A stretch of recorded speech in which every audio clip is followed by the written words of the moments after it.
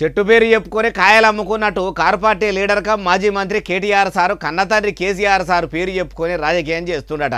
ఇప్పుడు కేటీఆర్ సారు అయ్య పేరు చెప్పుకొని ఏం రాజకీయం చేస్తుండు, ఈ ముచ్చట ఎవలన్నరే బాలన్న అంటారా మీరే చూడురి. నిజంగా నా దృష్టిలో నేను చాలా మంది మిత్రులతో కూడా చెప్పిన ఈ మాట, కేసీఆర్ మాట మీద నిలబడ్డది మొట్టమొదటిసారి ఇప్పుడే.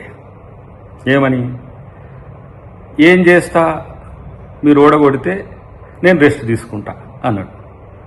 నిజంగా చెప్పాలంటే కేసీఆర్ మాట మీద నిలబడ్డాడు, పోయి హాయిగా రెస్ట్ తీసుకుంటుండు ఫామ్ హౌస్లో.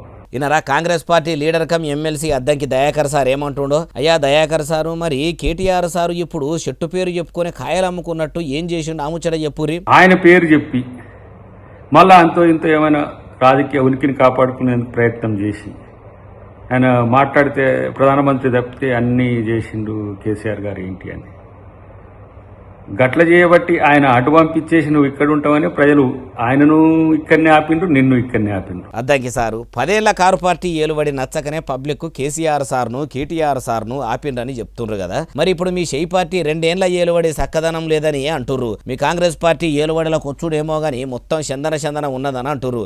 మీ ఏలుబడి కూడా నచ్చక పబ్లిక్ మీ కాంగ్రెస్ సర్కారును కూడా గద్దెదించే పని పెట్టుకుంటారు కదా. అయినా 10 ఏళ్ల ఏలుబడి చేసిన వాళ్ళను పబ్లిక్ పట్టించుకోలేదని తెలిసి కూడా ఇప్పుడు మీ షెయి సర్కారు ఎన్నికల ముంగట ప్రజలకిస్తామని చెప్పిన పథకాలను అమలు చేస్తలేరంటే 5 ఏళ్లు మాత్రమే మీ సర్కారు ఏలుబడిలో ఉంటదని మీకు కూడా ఎరికేనా అంటుర్రు ఈ ముచ్చటిన్నోళ్ళు.